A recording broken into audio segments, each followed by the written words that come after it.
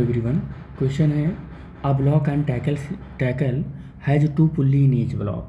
कह रहा है कि एक हमारे पास ब्लॉक एंड टैकल है, ये एक ब्लॉक है, इसमें एक पुल्ली है, एक पुल्ली ये है, और एक और ब्लॉक है, इसमें एक पुल्ली ये है, एक पुल्ली ये है। कह रहा है हमारे पास दो ब्लॉक हैं, हर में दो दो पुल्ली हैं, सब में दो दो पुल्ली हैं, और कह रहा है with the tackle tied to a hook of the lower block. कह रहा है कि जो ये टैकल है ये टाइड है। कैसे टाइड है? लोअर ब्लॉक के साथ एक हुक से। कैसे? एक हुक से। ठीक है, तो tackle tied to a hook of the lower block and effort being upward. और इफर्ट कैसे है? अपवर्ड द डायरेक्शन में है। इफर्ट अपवर्ड डायरेक्शन में है, ये इस डायरेक्शन में है आप ये।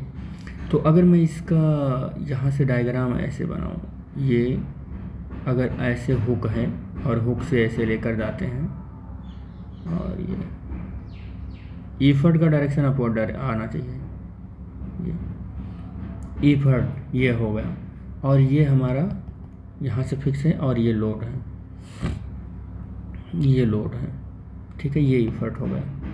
इफर्ट का डायरेक्शन में ये अपोजिट टेंशन टी हो गया, और ये टेंशन, ये टेंशन, ये टेंशन, ये टेंशन सब टी है, एक ही स्ट्रिंग से जुड़ा हुआ है, ये तो टी है। ठीक है, तो अब क्या कह रहा है कि ड्रॉ द नीड डायग्राम। अच्छा, डायग्राम ही ड्रॉ करना था। So the arrangement of the calculate its mechanical advantage, और इसको ड्रॉ करने के बाद इसका मैकेनिकल एडवांटेज आपको कैलकुलेट करना था। तो इफर्ट इज इक्वल टू कितना है? टी है। लोड इज इक्वल टू कितना हो जाएगा? 4t हो जाएगा। कितना हो जाएगा? 4t।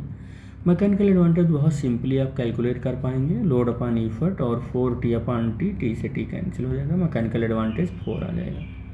अच्छा, मैकेनिकल एडवांटेज 4 आ गया तो वेलोसिटी रेशियो भी आइडियल केस है, तो आइडियल केस है अगर, तो वेलोसिटी रेशियो भी 4 ही होगा, और इफ़िशियंसी 100% आ जाएगी। इफ़िशियंसी कितनी हो जाएगी? 100% आ जाएगी अगर आइडियल केस है। तो आगे पढ़ लेते हैं। If the load moves x, अगर लोड का मूवमेंट कितना है? लोड्स मूवमेंट एक्स, लोड कितना मूव कर रहा है? एक्स मूव कर रहा है, तो इफर्ट कितना मूव करेगा? स्ट्रिंग देखो तो कह रहा what is the distance will be the free and, यानी कि इफर्ट कितना मूव करेगा। तो जब इफर्ट मूव करता है एक्स, तो लोड मूव करता है, कितना मूव करता है जी? कितना मूव करता है? x/2।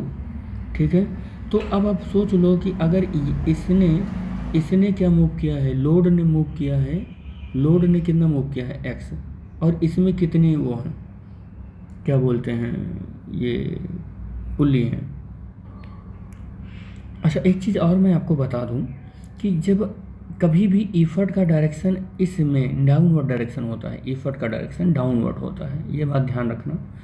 तो जो इफर्ट होता है वो टी होता है, और जो लोड होता है वो टोटल नंबर ऑफ स्ट्रैंड होता है, ये होता है, और कितना हो जाता है? यहीं पर आ जाता है। और इफर्ट जो होता है इस ऊपर वाले ब्लॉक के से नीचे ही होता है, नीचे वो नीचे नहीं जाता है अगर डाउनवर्ड डायरेक्शन में इफर्ट होता है तो वो टोटल 40 के इक्वल हो जाता। अगर इफर्ट का डायरेक्शन डाउनवर्ड होता तो ये सिनेरियो मिलता, लेकिन इफर्ट का डायरेक्शन जब अपवर्ड होता है तो ये इफर्ट हम लोग क्या करते हैं ना, इस इफर्ट को हम थोड़ा सा ऊपर लेकर जाते हैं और ऊपर वाले ब्लॉक के पास लेकर जाते हैं, तो टोटल नंबर ऑफ स्ट्रैंड यहाँ कितना हो जाता है? जब कभी भी याद रखना इफर्ट का डायरेक्शन अपवर्ड होगा, उस केस में हम इफर्ट को ऊपर तक लेकर जाएंगे। कहाँ तक लेकर जाएंगे? ऊपर तक लेकर जाएंगे, और टोटल नंबर ऑफ स्ट्रैंड जो होगा, टोटल नंबर ऑफ स्ट्रैंड जो होगा वो कितना हो जाएगा? यहाँ पर 5 हो जाएगा। कितना हो जाएगा? 5। तो याद रखना इस केस में जो हमारा ये लोड मिलेगा ये 5 मिलेगा, और इस केस में ये लोड हमारा 5 मिलेगा, और मैकेनिकल एडवांटेज आपको कितना मिलने वाला है? वो 5 मिलने वाला है। इस केस में मैकेनिकल एडवांटेज 5, अगर आइडियल केस है तो ये 5 मिलेगा।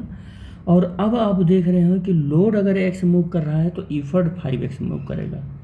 इफर्ट कितना मूव करेगा? 5x मूव करेगा। और मैंने 5 क्यों लिया है?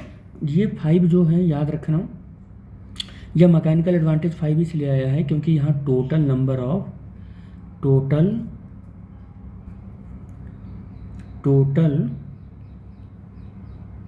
नंबर ऑफ स्ट्रैंड है, ये याद रखना ये। और जब कभी भी ईफर्ट का डायरेक्शन अपवर्ड होता है ना, तो ईफर्ट को हम ऊपर तक लेकर आते हैं और तब इस तरीके से यहाँ पर 5 स्ट्रैंड हो जाते हैं, ठीक है। और जब ईफर्ट का डायरेक्शन डाउनवर्ड होता है तो हम ईफर्ट को नीचे नहीं लेकर आते हैं, यहीं ऊपर वाले ब्लॉक के पास हम रोक देते हैं, तो टोटल नंबर ऑफ स्ट्रैंड यहाँ पर जो होगा वही लिया जाएगा, ठीक है बेटे।